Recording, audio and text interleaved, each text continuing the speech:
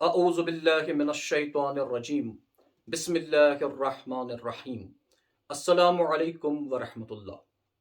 ناظرین محترم، یہ مختصر سا ایک ویڈیو بنانے کا مقصد صرف یہ ہے کہ جو حال ہی میں مسٹر اگنی ہوتری نے دا کشمیر فائلز نامی مووی منظر عام پر لائی ہے، اور اس مووی میں بانی شیعت کشمیر حضرت میر شمس الدین عراقی رحمۃ اللہ علیہ کے بارے میں گستاخی کی گئی ہے اور بد زبانی کی گئی ہے، اور ان کی شخصیت کو مسخ کرنے کی کوشش کی گئی ہے۔ چار چیزیں ہیں اس کلپ میں، چونکہ میں نے پوری مووی نہیں دیکھی ہے، وہ ایک چھوٹی سی کلپ جس پر میں اس وقت گفتگو کروں گا۔ چار چیزیں نمایاں طور پر اس کلپ میں ہم دیکھتے ہیں۔ پہلی چیز کہ حضرت میر شمس الدین عراقی رحمۃ اللہ علیہ کے کشمیر تشریف لانے سے پہلے یہاں پر ایک رچ ہندو کلچر تھا، یہاں پر بہت سارے ہندو سکالرز اور ہر طرف علم پھیلا ہوا تھا۔ اور دوسری بات، میر شمس الدین عراقی رحمۃ اللہ علیہ نے تشریف لانے کے بعد یہاں کے مندروں کو اور یہاں کے بتوں کو بنا کسی وجہ کے توڑا اور ان کو نیست و نابود کر دیا۔ چوتھی بات کہ یہاں کے جو غیر مسلم افراد تھے یا ہندو تھے، ان کو زبردستی کلمہ پڑھایا گیا۔ چوتھی اور آخری بات کہ میر شمس الدین عراقی رحمۃ اللہ علیہ نے اپنے ساتھی فوجیوں کے ذریعے ہندو گھروں میں جا کر وہاں ان کو پکڑ کر لائے اور زبردستی ان کے منہ میں بیف ڈالا گیا، زبردستی سے ان کا ختنہ کروایا گیا اور زبردستی سے پھر ان کو کلمہ پڑھوایا گیا۔ ان چار چیزوں کے بارے میں تھوڑا سا گفتگو کرنے کی کوشش کریں گے۔ پہلی بات، جو اس مووی میں بڑا چڑھا کر پیش کیا گیا ہے اور ایک کتاب کو بنیاد بنا کر یہ باتیں کہی گئی ہیں، اس کتاب کا نام ہے تحفۃ الاحباب۔ اس تحفۃ الاحباب کا ترجمہ انگریزی ترجمہ ہوا ہے، اور اس کتاب کے انگریزی ترجمے کا نام ہے A Muslim Missionary in Medieval Kashmir. اور تحفۃ الاحباب کتاب کا ترجمہ انگریزی زبان میں ترجمہ کرنے والے ہیں کاشی ناتھ پنڈت، جو ایک ظاہر ہے کہ ایک ہندو ہیں۔ ناظرین محترم، اس کتاب میں 4 چیپٹرز ہیں۔ جو آخری چیپٹر اس کتاب کا ہے، اس کا جو ایک سب ٹائٹل ہے، وہ اکثر پڑھنے والوں کو اپنی طرف مبذول کرواتا ہے، پڑھنے والوں کی توجہ اپنی طرف کھینچتا ہے، اور وہ سب ٹائٹل ہے اراکیز mission of destroying idols and temples in Kashmir. ظاہر سی بات ہے کہ جو اس قسم کا سب ٹائٹل ہوتا ہے، جہاں پر بتوں کو برباد کیا گیا اور مندروں کو توڑا گیا، یہ بہت جلدی پڑھنے والی کی توجہ اپنی طرف کھینچتا ہے، اور اکثر لوگ جو ہیں وہ اسی ایک سب ٹائٹل کو پڑھنے لگتے ہیں اور باقی جو بھی کتاب ہے اس سے پھر نتیجہ اخذ نہیں کرتے، اور اس کا مطلب یہ ہوتا ہے کہ تاریخ مسخ کر کے پیش کی جاتی ہے، جو کہ اس مووی میں واضح طور پر دکھایا گیا۔ اور سب سے پہلا جو پوائنٹ ہے ہمارا، وہ یہ ہے کہ کشمیر میں رچ ہندو کلچر موجود تھا، یہاں مہذب لوگ رہتے تھے اور علم ہر طرف پھیلا ہوا تھا، اور معاذن اللہ ثم معاذن اللہ حضرت میر شمس الدین عراقی رحمۃ اللہ علیہ نے آنے کے بعد طاقت کا سہارا لیا اور پھر یہاں کے جو ہندو تھے ان کو کنورٹ کیا۔ اب اسی کتاب جس کو بنیاد بنا کر یہ تہمتیں لگائی جا رہی ہیں اور یہ فساد کی آگ لگانے کی کوشش کی جا رہی ہے، یعنی تحفۃ الاحباب، اسی کتاب سے میں یہ پیش کروں گا کہ یہاں پر کتنا رچ ہندو کلچر تھا۔ تو یہ اس کتاب کا ایک چھوٹا سا پیراگراف ہے، اور پیج نمبر 212 پیج نمبر ہے، اور یہ کتاب جو انگریزی میں اس کا ٹرانسلیشن ہے، یہ آپ کو انٹرنیٹ سے بالکل مفت دستیاب ہوگی۔ اب اس کا یہ پیراگراف سنیے، جس سے آپ کو یہ اندازہ ہو جائے گا کہ حضرت میر شمس الدین عراقی رحمۃ اللہ علیہ کے تشریف لانے سے پہلے یہاں کی جو ثقافت تھی اور تہذیب تھی وہ کیسی تھی۔ A festival was observed during the spring at the place called कोहिमारान।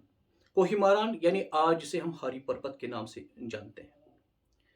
Musicians, drum beaters, singers, dancers, etc. made a big crowd on that day. Many loose women and dancing girls joined them, and assembles of dance and music took place. People from all walks of life in the town, merchants and shopkeepers, laborers and professionals, all came to witness the festival of dance and music. People from villages and peasants, all subscribing to came along to get the pleasure of this festival. अब ये जो line है ये तवज्जो तलब line है। Hindus and the corrupt people came to see the prostitutes and singing women. कोहिमारान के मौके पर बड़ा जश्न मनाया जाता था। वहां पर जो मंदिर मौजूद था उसमें एक बहुत बड़ा जश्न मनाया जाता था और लोग दूर दराज से मुख्तलिफ तबका फ़िक्र से ताल्लुक़ रखने वाले अफराद आते थे और यहाँ पर नाच गाना होता था और फिर जन फरोशी का अमल अंजाम किया जाता जन फरोशी का अमल अंजाम दिया जाता था। अब खुद वर्ड मैं दोबारा वर्ड बोलूंगा, प्रोस्टिट्यूट्स एंड सिंगिंग वुमन। तो ये थी वो हालत जिस पे वो फख्र करते हैं कि यहाँ पर रिच कल्चर था। तो नाजरीन अब अंदाजा कीजिए कोई गैरतमंद इंसान चाहे वो किसी भी मजहब से ताल्लुक़ रखने वाला हो, क्या इस बदफैली और इस समाजी गुनह को देखकर चुप रह सकता है? चुप नहीं रह सकता। और वो जब हम बात करेंगे हजरत मीर शमसुद्दीन अराकी रहमतुल्लाह अलैह, उन जैसे बाकमाल और साहिब कमाल आरिफ बिल्लाह और मुबल्लिग इस्लाम की, क्या ये सब चीज़ें देखकर वो खामोश बैठते? नहीं, वो वहाँ पर गए, उन्होंने तबलीग किया और अपने करामात के ज़रिए वहाँ के लोगों को इस्लाम में दाखिल किया और वहाँ पर जो मंदिर था और ये जो बदफैली वहाँ हो रही थी इसको बंद करवाया गया और वहाँ पर एक मस्जिद तामीर की गई जिसके साथ एक मकबरा भी था जिसमें उनके कुछ ख़ास शागिर्दों को उस वक्त दफन भी किया, जो इसी किताब तोहफतुल अहबाब में उनका नाम भी आपको मिल जाएगा। तो देखा आपने नाजरीन, ये जब हम एक वाक़ा का पस मंज़र जानते हैं और फिर ये देखते हैं कि इस बदफैली को रोकने के लिए ये अमल में लाना कितना ज़रूरी था, तब हमें अंदाज़ा हो जाता है इस बात का। क्या समाज की भलाई के लिए अक़दाम उठाने वाले शख्स को हिटलर और नाज़िस्ट जैसे अल्फाज से मुखातिब करना दुरुस्त है? क्या दुनिया के हर मजहब में हर दौर में समाज में फैली हुई बुराई के खिलाफ जब भी किसी ने आवाज बुलंद की है तो क्या उसको यही खिताब और इन्हीं अल्फाज से याद करेंगे कि ये हिटलर थे या ये नाजिस्ट थे? दुनिया में जब भी बुराई बढ़ती है, दुनिया में जब भी गुनाह आम होते हैं, तो हर ज़माने में उनका खात्मा करने के लिए एक मर्द कामिल उठता है, एक शख्सियत उभरती है जो उसका कला कमा करती है। क्या उन हर शख्सियत के बारे में, चाहे वो किसी भी मकतब फ़िक्र या मज़हब से ताल्लुक़ रखते हों, उनको हम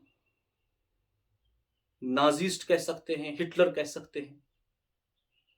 बज़ात खुद अगर हम हिंदुइज़्म की बात करें, जो उनकी मुक़द्दस किताबें हैं, क्या वो सब जंग के बारे में नहीं है? क्या महाभारत किताब को मुक़द्दस नहीं माना जाता? क्या रामायण किताब को मुक़द्दस नहीं माना जाता?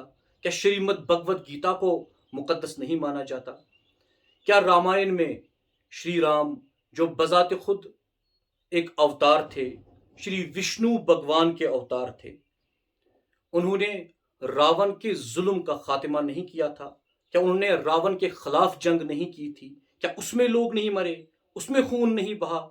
क्या हम उस जुल्म और उस समाज की बुराई के खिलाफ जंग करने वाले श्री राम जी को हिटलर का नाम दे सकते हैं? जी नहीं नाज़रीन, हम नहीं दे सकते, क्योंकि वो इंसानियत के लिए जंग थी, वो समाज के जुर्म के खिलाफ जंग थी, वो जुल्म मिटाने के लिए जंग थी। इसलिए हम श्री राम जी को हिटलर और नाजीज का खिताब नहीं दे सकते। क्या श्री कृष्ण भगवान, जो खुद भी एक अवतार थे, जिन्होंने महाभारत की जंग में 5 पांडवों का साथ दिया, और जो उनके खिलाफ बादशाह था जिसका नाम धृतराष्ट्र था, उसके 100 बेटे जिनको गौरव बुलाया जाता था, क्या उन 100 बेटों का बेदर्दी के साथ खून नहीं बहाया गया? क्या हम श्री कृष्ण को भी हिटलर और नाजी कहकर पुकारेंगे? नहीं नाजरीन, हम नहीं कह सकते, क्योंकि वो बुराई के खिलाफ लड़ने वाली जंग थी, वो समाज में फैली हुई बुराई के खिलाफ उठने वाली आवाज थी, वो एक मुकद्दस जंग थी। इसीलिए हम उसको हिटलर के खिताब से नहीं नवाज सकते। तो नाजरीन मोहतरम, जो किताब हिंदुइज्म में सबसे ज्यादा कोट की जाती है, यानी श्रीमद् भगवद गीता, क्या ये भगवद गीता जंग के मैदान में भगवान कृष्ण का दिया हुआ लेक्चर नहीं है? जब महाभारत के जंग का आगाज हुआ तो श्री कृष्ण ने अपने खास शागिर्द, जिनका नाम अर्जुन था, जब अर्जुन ने अपने रिश्तेदारों को, अपने चचेरे भाइयों को सामने देखा तो उन्होंने लड़ने से इनकार कर दिया। फिर उसी जंग के मैदान में श्री कृष्ण ने एक मुफस्सल लेक्चर दे दिया, जो श्री भगवद गीता के नाम से जाना जाता है। क्या ये जंग के मैदान में दिया हुआ लेक्चर एक मुकद्दस लेक्चर नहीं है? क्या सबको हम एक ही तराजू में तोलेंगे कि इसने भी खून बहाया, उसका भी खून बहा, इसने भी खून, तो सबके सब फिर तो हर का इकदाम उठाने वाला जहां भी खून बहा है, हम ये देखने की कोशिश नहीं करेंगे कि क्या वो समाज के लिए था, क्या वो बुराई के खिलाफ जंग थी, क्या वो शहादतें बुराई के खिलाफ लड़कर पेश की गई? क्या सबको हम हिटलर कहेंगे? देखिए, हमें एक पैमाना जो है अपने लिए बनाना होगा। या तो हम हर जंग को, चाहे वो बुराई के खिलाफ हो या बुरी हो या अच्छी हो, सब जंग को एक ही तराजू में तोलेंगे, या हम डिफरेंशिएट करने की कोशिश करेंगे। तो नाजरीन, और दूसरी बात यह है कि हजरत मीर शमसुद्दीन अराकी रहमतुल्लाह अलैह, जिन्होंने बकौल इस फिल्म के जबरदस्ती से लोगों को कन्वर्ट किया, जब उनके पास इतनी कुव्वत बाकी थी, इतने सिपाहियों की कुव्वत शामिल थी, तो वो खुद नहायत मजलूमी के आलम में शहीद क्यों किए गए? उनके औलाद शहीद क्यों किए गए?